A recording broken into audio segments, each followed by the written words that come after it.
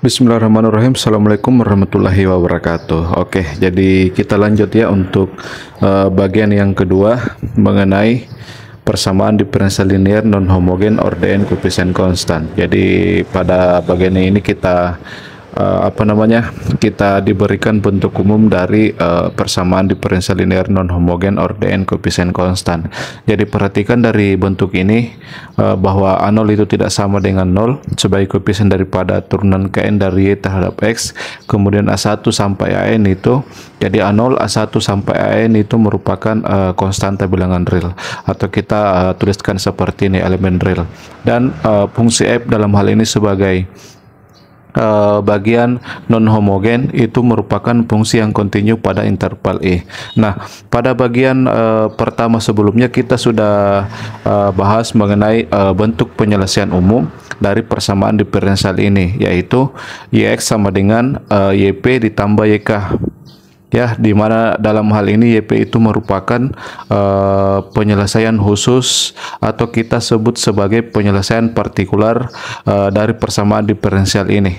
Sementara untuk YK itu kita sebut sebagai penyelesaian komplementer, yaitu penyelesaian umum dari persamaan diferensial ini dalam bentuk homogen, ya. Jadi mengenai penjelasan bahwa penyelesaian umum ini berbentuk seperti ini, bahwa Y sama dengan YP ditambah YK itu sudah kita bahas pada bagian yang pertama terkait dengan persamaan diferensial linear non homogen ordeen koefisien konstan. Nah, pada bagian yang kedua ini kita akan bahas mengenai metode dalam menentukan YP ini, ya. Jadi mengenai YK ini sebagai penyelesaian umum dari persamaan diferensial ini dalam bentuk homogen, artinya di sini dia sama dengan 0, ya.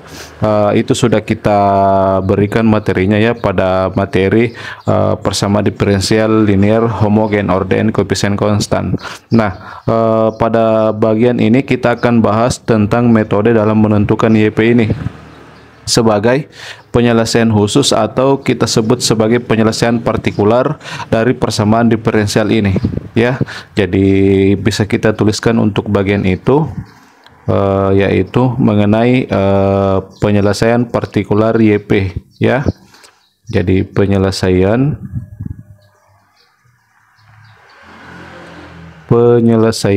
partikular YP. Nah, untuk menentukan YP di sini sebagai penyelesaian khusus dari persamaan diferensial ini ada beberapa metode yang dapat kita gunakan, di mana untuk metode yang pertama yaitu dengan menggunakan metode inverse operator, ya. Jadi sebagai metode yang pertama dalam menentukan YP ini yaitu metode inverse operator, ya. Jadi ini sebagai metode yang pertama. Nah, mengenai metode inverse operator ini, pertama kita berikan mengenai konsep tentang operator D, ya. Jadi untuk operator D, bahwa untuk turunan Kn dari Y terhadap X ini yang kita simbolkan seperti ini, jika bentuk ini kita nyatakan dalam operator D, maka bentuk ini bisa kita tulis menjadi operator D pangkat N kita operasikan pada Y, ini dia sama dengan turunan Kn dari Y terhadap X, ya. Jadi untuk turunan Kn dari Y terhadap X itu jika kita tuliskan dalam notasi operator D, maka dia bentuknya seperti ini. Operator D pangkat N kita operasikan pada Y, itu dia sama dengan turunan Kn dari Y terhadap X. Nah, kemudian untuk turunan Kn kurang 1 dari Y, jika kita tuliskan dalam notasi operator D, maka dia bentuknya adalah D pangkat N kurang 1. Jadi operator D pangkat N kurang 1 ini kita operasikan pada Y, itu dia sama dengan turunan Kn kurang 1 dari Y terhadap X, ya. Jadi perhatikan bahwa pangkat daripada D di sini itu sesuai dengan tingkat dari turunan Y, ya. Jadi kedua bentuk ini itu memberikan hasil yang sama, ya. Jadi ini dan seterusnya sampai pada untuk ini, untuk turunan pertama dari Y terhadap X. Itu jika kita notasikan dalam operator D, maka dia, karena di sana dia turunan pertama, Berarti D-nya di sini dia berpangkat 1. Jadi operator D kita operasikan pada Y itu sama saja dengan turunan pertama Y terhadap X. Ya, jadi ini mengenai penulisan turunan dengan menggunakan operator D. Nah, selanjutnya dari notasi ini maka persamaan diferensial di atas dapat kita ubah dengan menggunakan notasi operator D ini. Jadi untuk bagian ini bahwa A0 dikali dengan turunan Kn dari Y terhadap X itu bisa kita tuliskan menjadi, jadi dari bentuk ini maka ya, jadi persamaan diferensial ini kita ubah dengan menggunakan notasi operator D.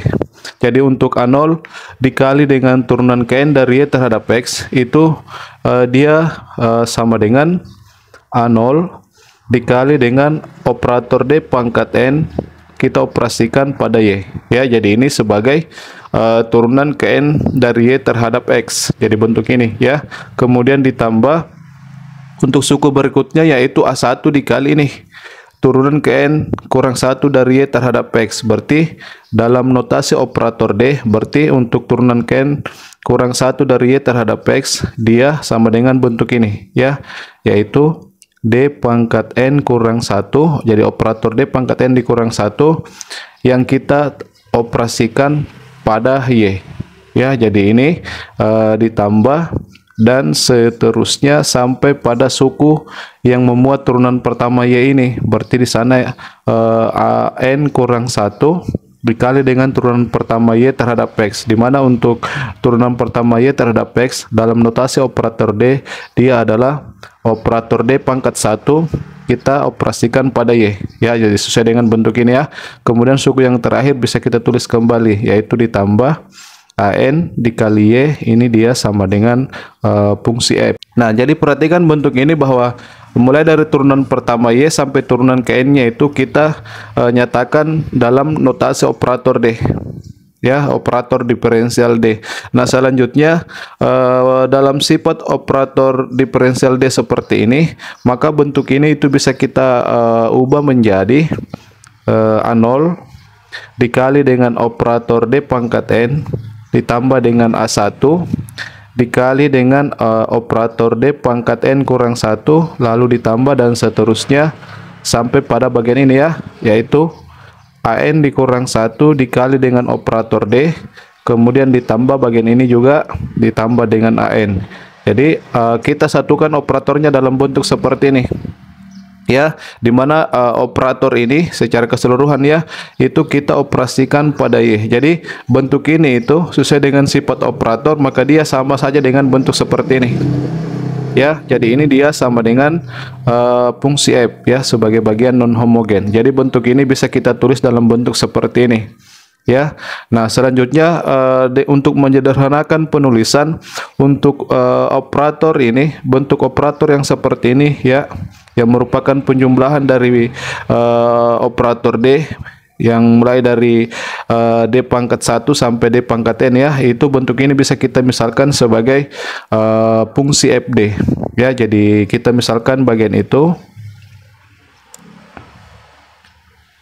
kita misalkan bahwa FD itu dia sama dengan bentuk ini, yaitu A0 dikali dengan operator D pangkat N ditambah dengan A1 dikali dengan operator D pangkat N dikurang 1 ditambah dan seterusnya sampai pada ini ya, yaitu AN dikurang 1 dikali dengan operator D pangkat 1 kemudian ditambah dengan AN ya. Jadi nanti dengan memisalkan seperti ini maka bentuk ini bisa kita sederhanakan untuk penulisannya ya. Nah, dalam hal ini itu untuk FD yang berbentuk seperti ini itu FD biasa kita sebut sebagai, jadi dalam hal ini itu FD disebut sebagai polinomial, disebut sebagai polinomial operator ya, polinomial operator dalam D ya.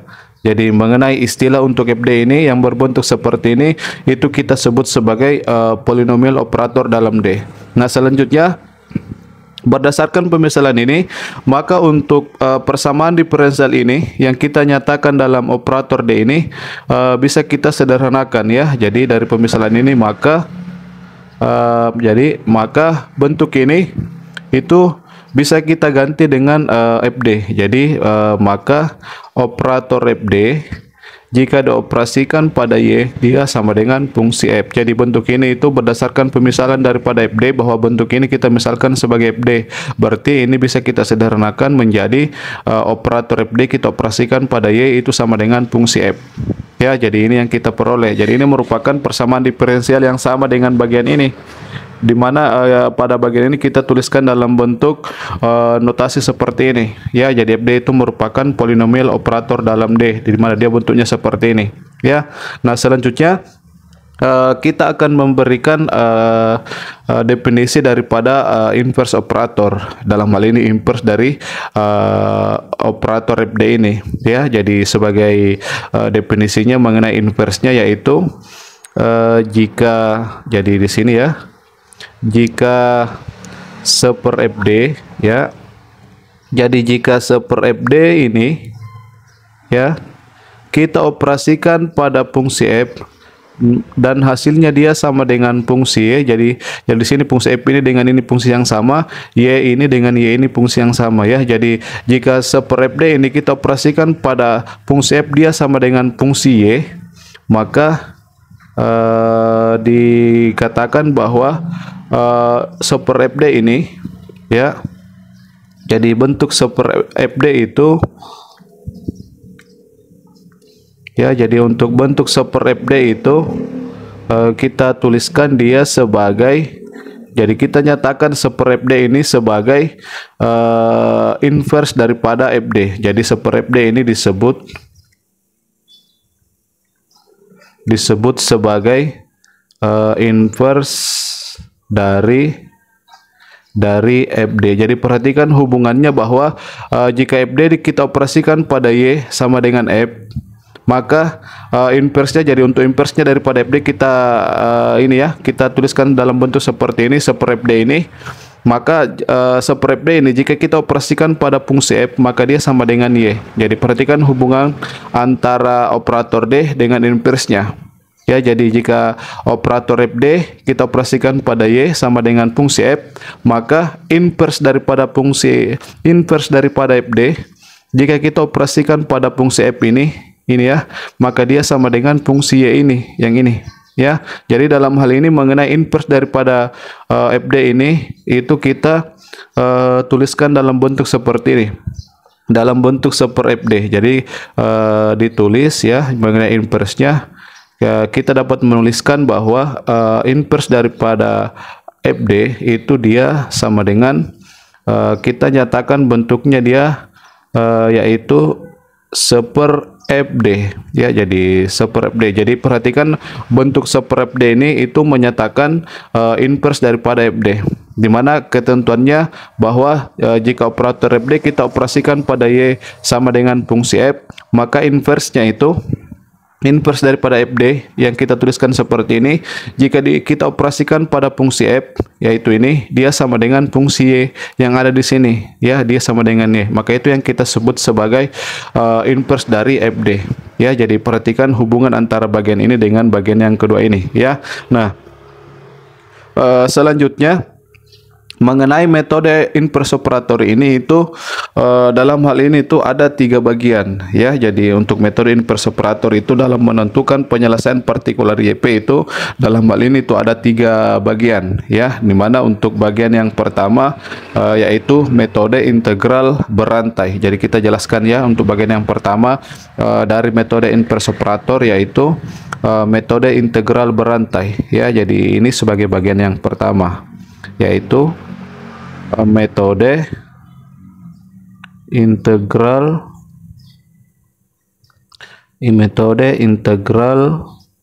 berantai. Nah, untuk aturan mengenai metode integral berantai, pertama bentuk polinomial operator ini ya, operator ini kita faktorkan menjadi perkalian faktor-faktor linearnya. Ya, jadi pada bagian metode integral berantai ini bahwa FD ini dalam bentuk seperti ini itu kita faktorkan menjadi perkalian dari faktor-faktor linearnya. Jadi yang kita maksud yaitu, jadi kita tuliskan bagian itu misalkan ya. Misalkan dari bentuk FD ini itu FD bisa kita faktorkan menjadi FD sama dengan A0 dikali dengan operator D dikurang M1, kemudian dikali dengan operator D dikurang M2 ini dan seterusnya. Jadi dan seterusnya ya. Dan seterusnya sampai pada operator D dikurang MN. Jadi perhatikan karena di sini dari bentuk FD ini ya, bahwa D di sini itu pangkat tertingginya adalah pangkat N, sehingga jika bentuk ini kita faktorkan menjadi perkalian faktor-faktor linearnya, maka faktor linearnya itu ada sebanyak N ya. Jadi ini faktor linear yang pertama, faktor linear yang kedua, ini faktor linear yang ke N, karena dalam bentuk ini itu pangkat tertinggi dari D adalah pangkat N ya. Jadi yang kita maksud faktor linear itu dari bentuk seperti ini, di mana setiap faktor ini itu D itu berpangkat 1. Jadi di sini D pangkat 1 dikurang M1, kemudian dikali dengan operator D dikurang M2 dan seterusnya sampai D dikurang MN. Jadi bentuk ini pada metode integral berantai, bahwa bentuk ini itu kita faktorkan dia dalam bentuk seperti ini sebagai perkalian dari faktor-faktor linearnya ya. Nah, sini sebagai keterangan dalam hal ini bahwa M1 M2 ya dan seterusnya sampai Mn itu merupakan konstanta bilangan real. Jadi M1, M2 sampai Mn itu merupakan konstanta bilangan real ya. Jadi ini merupakan konstanta real ya. Jadi di situ dia merupakan bilangan konstan. Nah, selanjutnya jika FD bisa kita faktorkan seperti ini, maka metode integral berantai itu dapat kita gunakan untuk menentukan penyelesaian partikular YP ini. Jadi selanjutnya untuk bagian metode integral berantai ini kita akan berikan prosedurnya secara umum ya. Jadi sebagai prosedur secara umum dari metode yang pertama ini mengenai mengenai metode integral berantai ini, selanjutnya kita akan jelaskan atau kita akan bahas tentang prosedur umumnya ya. Nah, dari FD yang kita faktorkan seperti ini, maka persamaan diferensial FD kita operasikan pada Y sama dengan F itu bisa kita tuliskan. Jadi untuk FD pada bagian ini kita ganti dengan bentuk ini ya. Jadi kita tuliskan bagian itu. Jadi persamaan diferensialnya ini ya, di mana FD itu bisa ya kita nyatakan dalam bentuk seperti ini. Jadi selanjutnya FD ini kita ganti dengan bentuk ini, yaitu jadi maka A0 dikali dengan operator D dikurang M1, kemudian dikali dengan operator D dikurang M2 ini dan seterusnya sampai pada operator D dikurang MN ya. Jadi ini sebagai FD. Bentuk ini operator ini kita operasikan pada YP ya. Jadi di sini Y-nya kita ganti Y kita ganti dengan YP ya. Jadi ini dia sama dengan fungsi F. Jadi ini sebagai metode yang pertama ya dalam menentukan YP ini. Nah, selanjutnya dari bentuk ini itu perhatikan, karena ini merupakan perkalian dari operator dengan koefisien konstan ya. Jadi di sini tuh koefisien untuk operator ini dia 1, di sini juga 1 dan seterusnya sampai ini juga 1.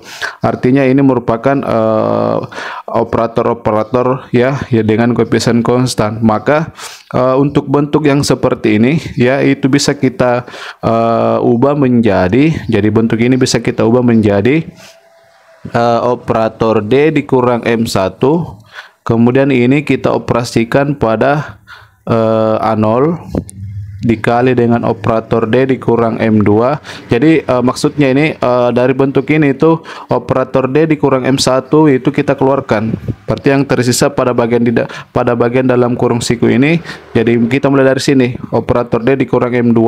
Jika kita tuliskan suku berikutnya berarti operator D dikurang M3 ya. Jadi M2 berarti M3 berikutnya.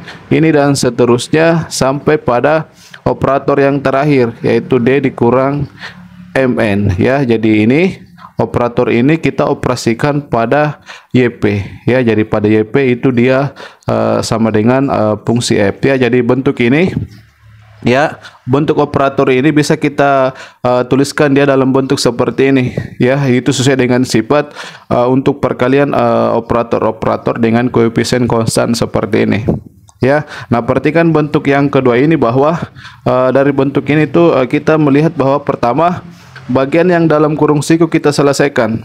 Selanjutnya hasilnya nanti kita terapkan operator D dikurang M1 ya. Jadi perhatikan di sini operator D dikurang M1 itu kita terapkan atau kita operasikan pada bentuk ini, bentuk yang dalam kurung siku ini ya.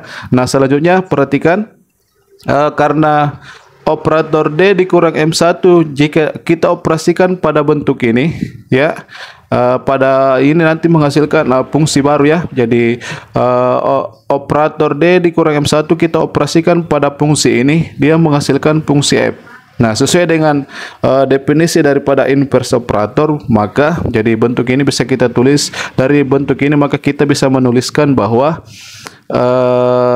A0 dikali dengan operator D. Jadi bentuk ini yang kita tulis operator D dikurang M2 dikali dengan operator D dikurang M3 ya.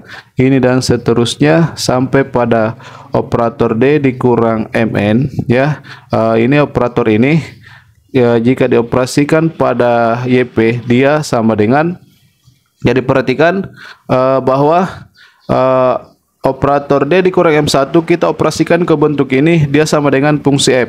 Maka bentuk ini atau ini yang kita tulis kembali di bawah ya. Jadi bentuk ini dengan bentuk ini itu sama ya. Maka bentuk ini itu dia sama dengan inverse daripada operator D.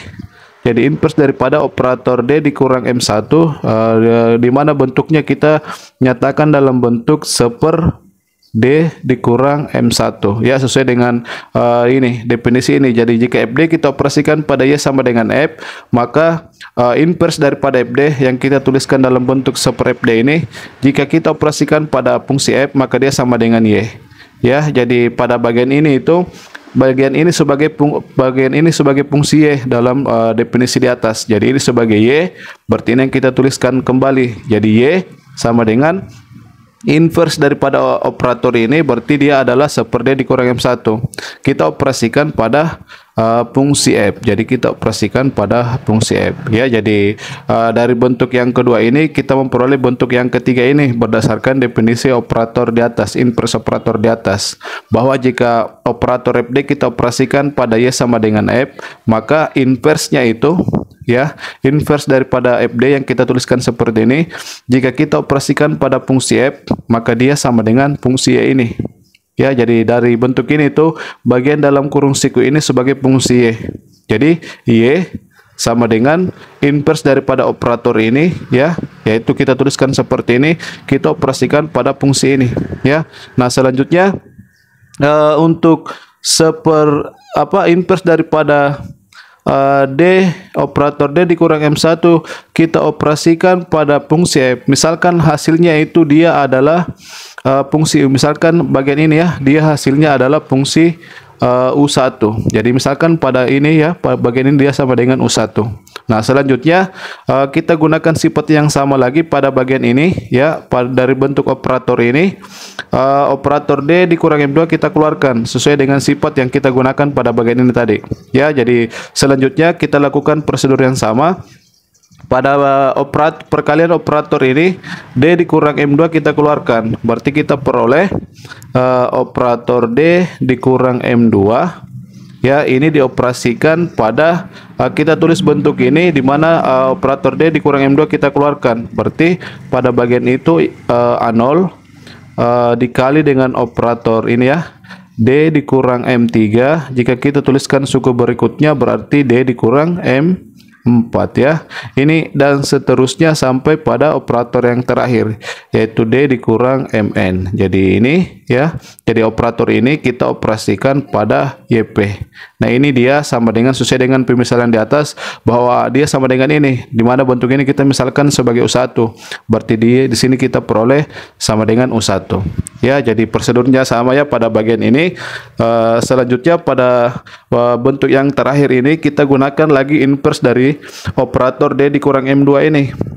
Jadi karena operator D dikurang M2 ini kita operasikan pada fungsi ini ya, dia menghasilkan U1, maka fungsi ini, jadi ini lagi yang kita tulis yaitu A0 dikali dengan operator D dikurang dengan M3 ya, kemudian dikali dengan operator D dikurang dengan M4 ini dan seterusnya sampai pada operator D dikurang MN ya. Jadi operator ini kita operasikan pada YP ya. Jadi bentuk ini ya, bentuk ini itu jika kita tuliskan kembali dia sama saja dengan bentuk ini ya. Bentuk ini dia sama dengan inverse daripada operator D dikurang M2 kita operasikan pada U1 ya, sesuai dengan definisi dari inverse operator ini ya. Bahwa ini dia sama dengan inverse daripada operator D kurang M2. Jadi di sini untuk inverse daripada operator D dikurang M2 itu kita nyatakan dalam bentuk 1/D dikurang M2. Ini kita operasikan pada fungsi ini yaitu fungsi U1. Ya, jadi perhatikan untuk bentuk 1/D dikurang M2 itu semata-mata menyatakan sebagai inverse dari operator D dikurang M2. Ya, jadi kita memperoleh bentuk yang seperti ini. Nah, selanjutnya pada bagian ini untuk inverse daripada operator D dikurang M2 kita operasikan pada fungsi U1. Misalkan hasilnya dia adalah dia sama dengan fungsi U2 ya. Jadi misalkan bahwa bentuk ini dia sama dengan U2 ya. Nah, selanjutnya dengan melakukan prosedur yang sama ya, dengan melakukan prosedur yang sama dan seterusnya ya. Jadi ini dan seterusnya sampai kita peroleh yang tersisa itu adalah faktor yang terakhir operator yang terakhir ini. Jadi jika kita teruskan ini dengan prosedur yang sama ya, kita teruskan ke bawah ini dan seterusnya sampai yang tersisa adalah operator yang terakhir ini, maka kita memperoleh bentuk bahwa jadi A0-nya tetap kita tulis A0 kita kalikan dengan operator D dikurang MN ya. Jadi ini yang tersisa, jadi dan seterusnya sampai yang tersisa adalah operator yang terakhir ini. Jadi operator ini kita operasikan pada YP, maka dia akan sama dengan, jadi perhatikan polanya, maka ini dia akan sama dengan, perhatikan polanya. Jadi untuk jadi kita mulai dari sini ya, bahwa jika di sini M2 ya, jadi di sini M2 maka di sini itu inverse dari operator D dikurang M1. Jadi M2 D dikurang M1. Jika di sini M3 ya, di sini yang pertama adalah operator D dikurang M3, maka untuk bagian itu dia di sini menggunakan inverse dari operator D dikurang M2. Jadi M3 M2, M2 M1. Berarti jika di sini MN, maka di sini itu bersesuaian dengan inverse dari operator D dikurang M N dikurang 1. Jadi jika N maka di sini MN kurang 1. Jika M3 di sini M2. Berarti jika MN berarti di sini MN dikurang 1. Ini kita operasikan pada fungsi yang seperti ini. Ya, jadi fungsi yang seperti ini fungsi U1. Jadi perhatikan jika di sini M2 maka di sini U1. Jadi M2 U1. Berarti jika MN dikurang 1 berarti di sini itu sudah kita sudah memiliki fungsi U N kurang 2 ya. Jadi di sini indeks dari M itu kita kurang 1. Jadi N dikurang 1 kita kurang 1 hasilnya adalah N dikurang 2. Itu kita ambil sebagai indeks dari fungsi U. Sama halnya dengan pada bagian ini ya. Di sini indeksnya dia 2, kita kurang 1 dia sama dengan 1, itu kita jadikan sebagai indeks dari U. Jadi yaitu U1 ya. Jadi dengan melihat pola seperti ini, maka untuk bagian ini jika kita sudah sampai di mana yang tersisa adalah operator D dikurang MN, maka untuk pada bagian ini itu dia bersesuaian dengan bentuk ini ya. Di mana bagian ini kita misalkan lagi ini misalkan hasilnya ini dia adalah fungsi UN kurang 1. Jadi perhatikan hubungan indeksnya ya. Jika pada bagian ini dia sama dengan U2, jadi jika M2 maka dia sama dengan U2 ya. Jadi jika M1 maka dia sama dengan U1. Berarti jika MN dikurang 1 maka itu sama dengan UN kurang 1 ya. Jadi indeks dari M sama dengan indeks dari fungsi U pada bagian ini ya. Nah, selanjutnya kita memperoleh di sini bahwa A0 dikalikan dengan operator D dikurang MN. Kita operasikan pada YP, dia sama dengan fungsi UN dikurang 1. Nah, itu artinya bahwa dari bentuk ini untuk konstanta A0 ini, untuk bentuk yang seperti ini bisa kita tuliskan menjadi bagian ini yang kita tulis, yaitu operator D dikurang MN kita operasikan pada fungsi A0 dikali dengan YP. Nah, ini dia sama dengan ya. Jadi perhatikan bentuknya, untuk konstanta A0 ini bisa kita satukan dengan YP dalam bentuk seperti ini. Kita kalikan dengan YP ya.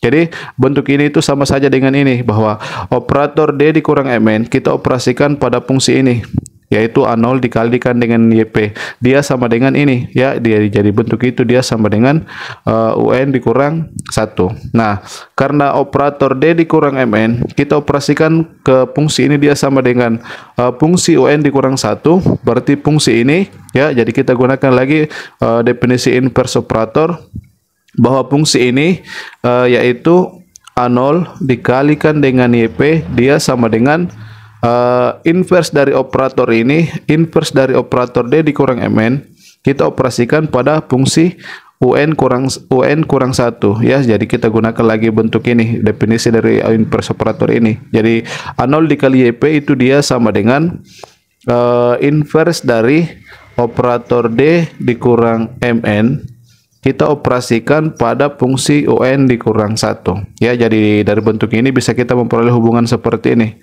bahwa inverse daripada jika inverse daripada operator D dikurang M kita operasikan pada fungsi UN kurang 1, maka dia hasilnya akan sama dengan fungsi ini, yaitu A0 dikali YP ya. Nah, selanjutnya untuk bagian yang terakhir ini, misalkan ini dia adalah hasilnya, ini dia adalah fungsi UN ya. Jadi MN berarti di sini sudah UN. Nah, sekarang kita memperoleh bahwa A0 dikali YP sama dengan UN. Nah, maka dari situ jika masing-masing ruas dari persamaan itu kita kali dengan 1/A0, maka bagian ini dia menjadi YP.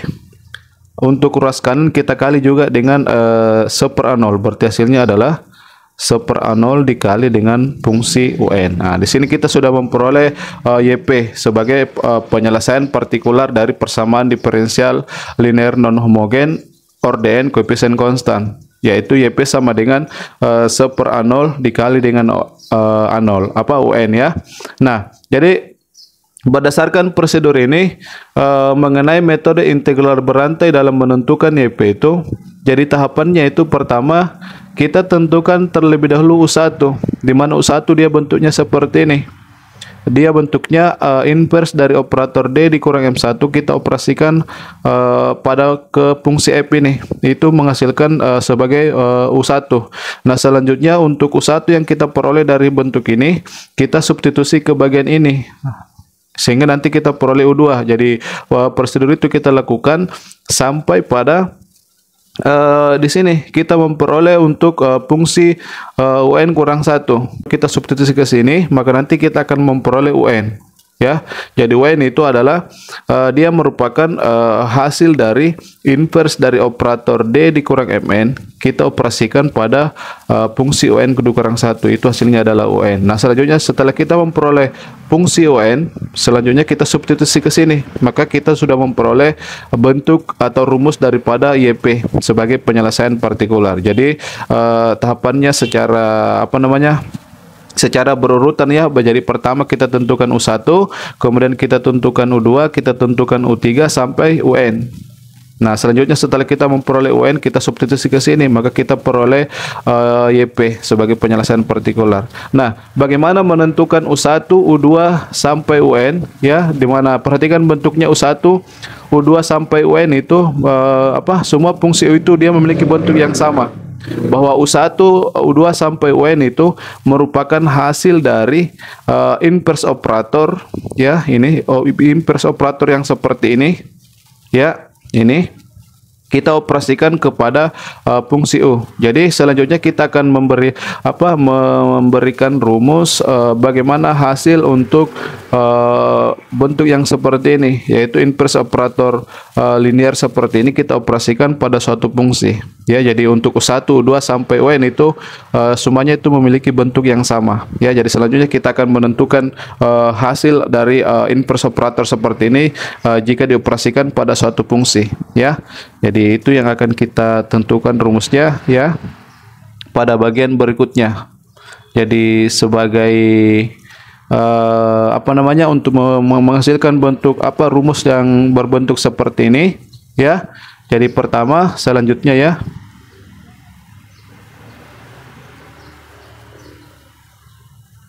Jadi selanjutnya misalkan, jadi kita misalkan,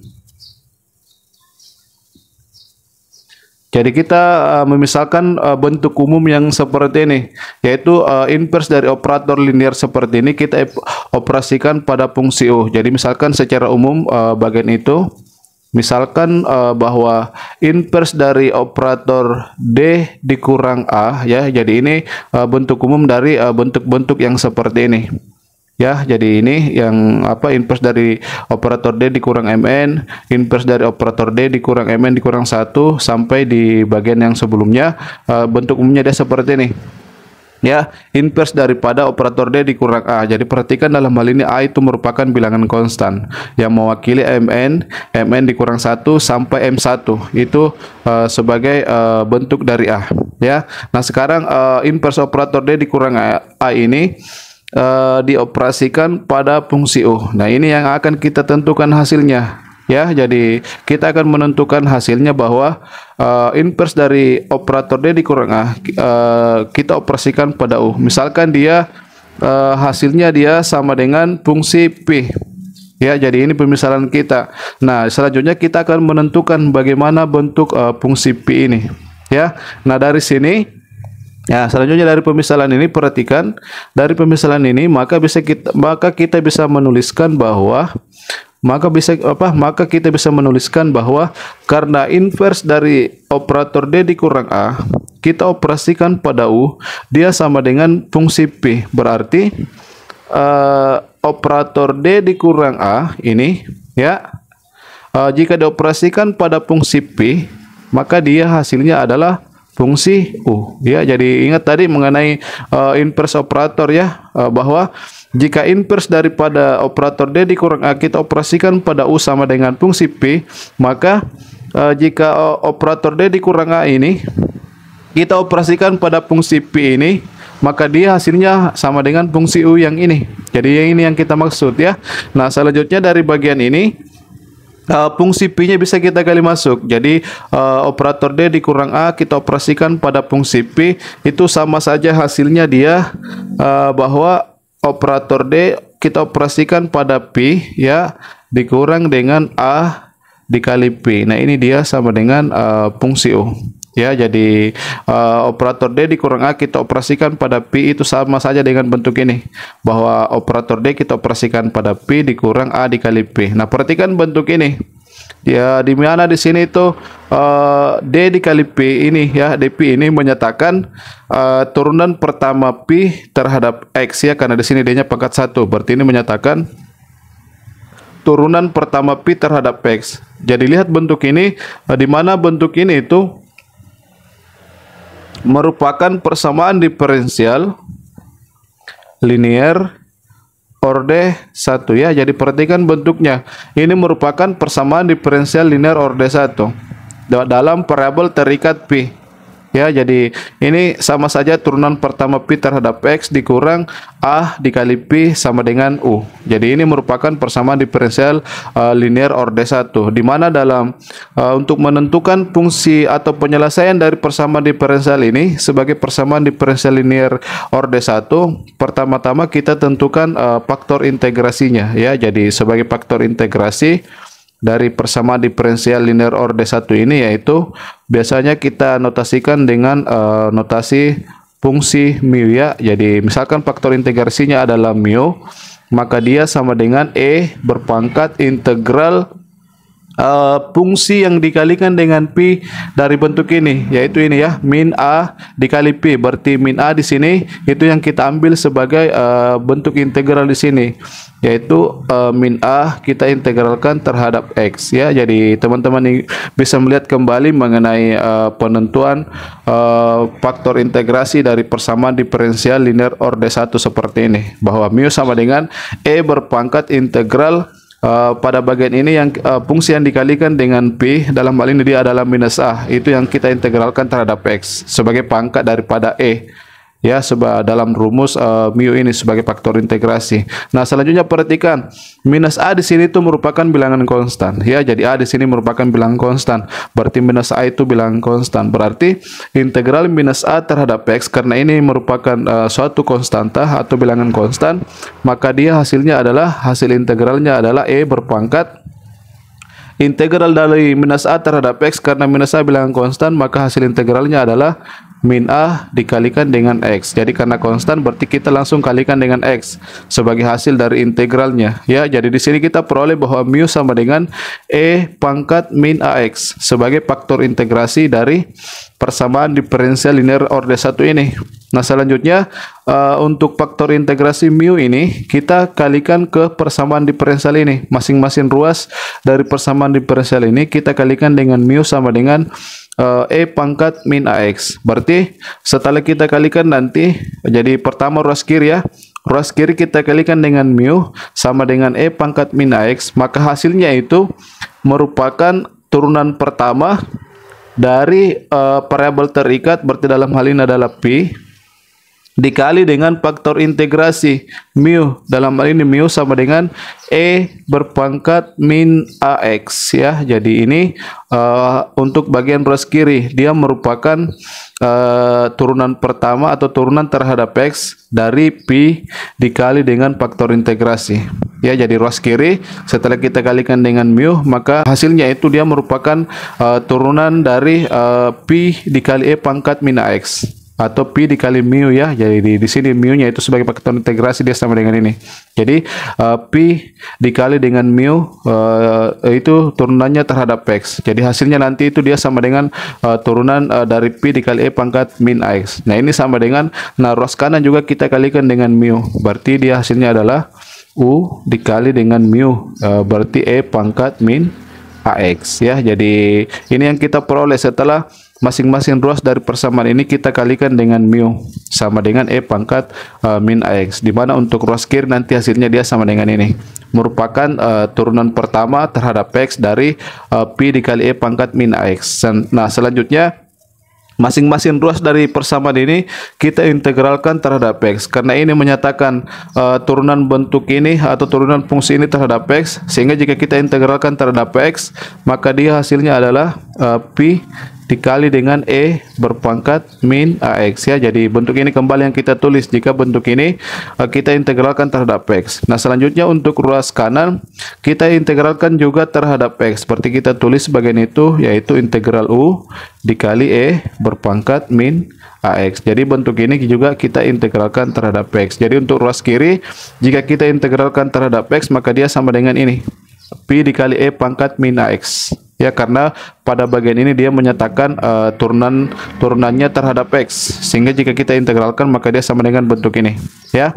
Nah, selanjutnya dari sini jika masing-masing ruas kita kalikan dengan E pangkat AX, jadi ini ya. Jadi tujuannya itu untuk ruas kiri ini kita sisakan Pi. Jadi masing-masing ruas dari persamaan ini kita kalikan dengan E pangkat AX. Jadi nanti untuk E pangkat AX ketemu dengan E pangkat min AX, berarti pangkatnya kita jumlah. Jadi min AX ditambah AX sama dengan 0. Berarti nanti kita peroleh di sini E pangkat 0. Hasilnya adalah 1. Berarti tersisa P. Jadi untuk ruas kiri, jika kita kalikan dengan E pangkat AX, maka tersisa dia P. Nah, ini sama dengan ruas kanan juga kita kalikan dengan E pangkat AX. Berarti E pangkat AX dikalikan pada ruas kanan, berarti kita kalikan ke sini, berarti E pangkat AX dikali dengan integral U dikali E pangkat min AX ini terhadap X ya. Jadi ruas kiri kita kalikan dengan E pangkat AX, hasilnya adalah Pi. Ruas kanan kita kalikan dengan E pangkat AX, berarti ini yang kita maksud ya. Jadi E pangkat X kita kalikan pada bagian ini sebagai bagian ruas kanan pada bagian ini ya. Nah, di sini kita memperoleh bahwa Pi sama dengan E pangkat AX dikali integral U dikali E pangkat min AX terhadap X. Nah, selanjutnya perhatikan dari pemisalan pertama bahwa inverse dari operator D dikurang A jika dioperasikan pada U, kita misalkan dia sama dengan Pi, di mana dalam hal ini kita sudah memperoleh bahwa Pi sama dengan ini. Berarti dari hasil yang terakhir ini, berarti Pi ini bisa kita ganti dengan bentuk ini. Berdasarkan pemisalan ini ya, bahwa inverse dari operator D dikurang A, kita operasikan pada U, dia sama dengan Pi, di mana Pi sama dengan E pangkat AX dikali dengan bentuk ini. Berarti bentuk ini bisa kita tulis menjadi, jadi di sini atau, jadi Pi-nya kita ganti dengan bentuk ini sesuai dengan pemisalan di atas, atau apa namanya, inverse dari D operator D dikurang A kita operasikan pada fungsi U, dia sama dengan bentuk ini. Jadi Pi itu dia sama dengan bentuk ini ya, sesuai dengan pemisalan di atas. Di mana Pi ya kita perlu dia sama dengan ini. Berarti inverse dari operator D dikurang A dioperasikan pada U, dia sama dengan ini, yaitu E pangkat AX ya dikali integral U dikali dengan E pangkat min AX terhadap X ya. Jadi di sini pada bagian ini kita sudah mendapatkan rumus bahwa jika inverse dari operator D dikurang A kita operasikan pada fungsi U, maka dia hasilnya sama dengan E pangkat AX dikali integral U E pangkat min AX terhadap X. Ya, jadi ini rumus yang kita maksud nanti yang akan kita gunakan untuk menentukan fungsi U1, U2 sampai UN berdasarkan penjabaran sebelumnya ya. Jadi selanjutnya bagaimana menggunakan rumus ini, misalkan sebagai contoh ya mengenai penggunaan rumus ini. Misalkan kita memiliki inverse operator, misalkan inverse operator D dikurang 2. Nah, ini misalkan ya. Jadi ini inverse operator D kurang 2. Misalkan inverse ini kita operasikan pada fungsi U. Maka ini dia sama dengan, nah berdasarkan rumus ini perhatikan dari bentuk ini, di sini D dikurang A, di sini D dikurang 2. Berarti dalam hal ini A sama dengan 2. Nah, berdasarkan rumus yang di atas berarti dia sama dengan E. Jadi di sini E pangkat AX. Jadi dalam hal ini A-nya sama dengan 2 ya. Jadi A sama dengan 2 kita substitusi ke sini. Berarti di sini E pangkat 2X ya. Jadi A-nya sama dengan 2 dikali integral di sini fungsi U, maka di sini juga fungsi U dikali dengan E kita kali dengan U. Jadi fungsi U kita kali dengan bentuk seperti ini, di mana pangkatnya ini kita kalikan negatif ya, yaitu E pangkat min AX. Jadi pangkatnya ini kita kalikan negatif, berarti di sini E pangkat min 2X. Ini kita integralkan terhadap X ya.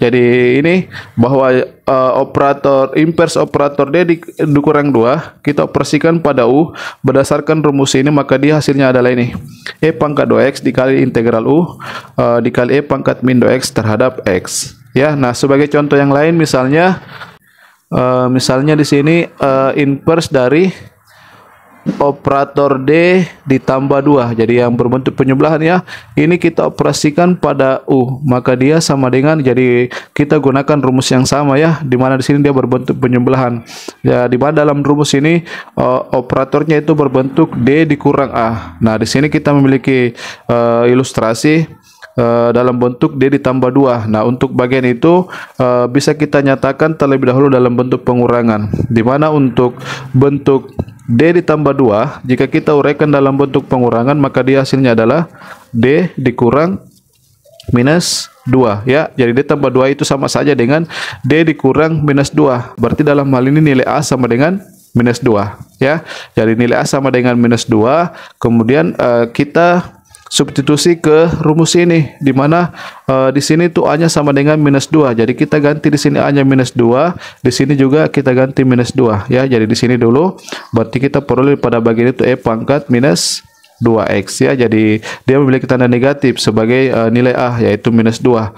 Kemudian dikali dengan integral fungsi U-nya tetap. Nah, pada rumus itu U dikalikan dengan E berpangkat min AX sebagai hasil dari bentuk ini, di mana pangkatnya kita kali negatif. Jadi di sini U dikali E berpangkat, jadi E berpangkat pangkat di bagian ini kita kali negatif.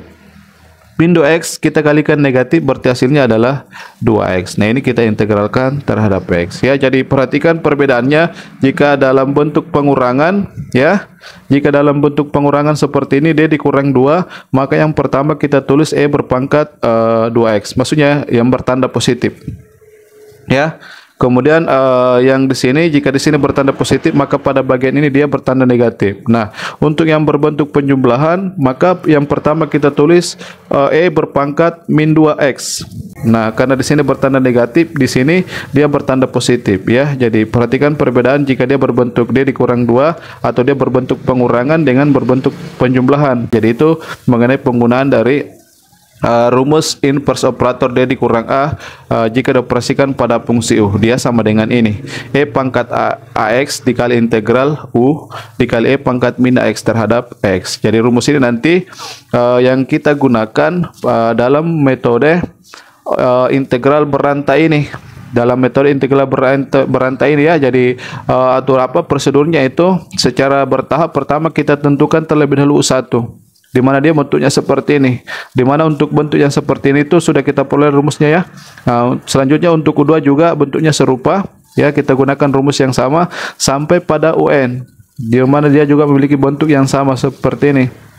Ya, jadi kita mulai dari U1, setelah kita peroleh U1 kita tentukan U2, setelah kita peroleh U2 kita tentukan U3 dan seterusnya sampai UN. Nah, yang terakhir adalah UN.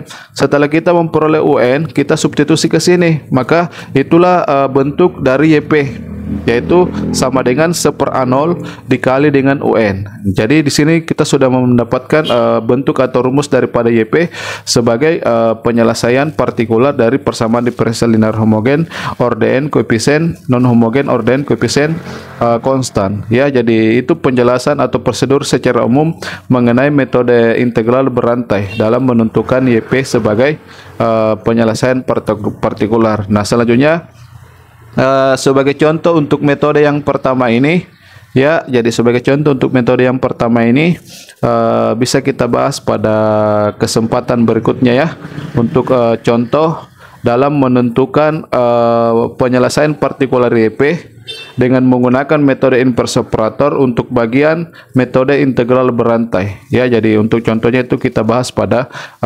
kesempatan atau pada bagian ketiga ya dari materi persamaan diferensial linear non homogen ordn koefisien konstan. Oke, sekian.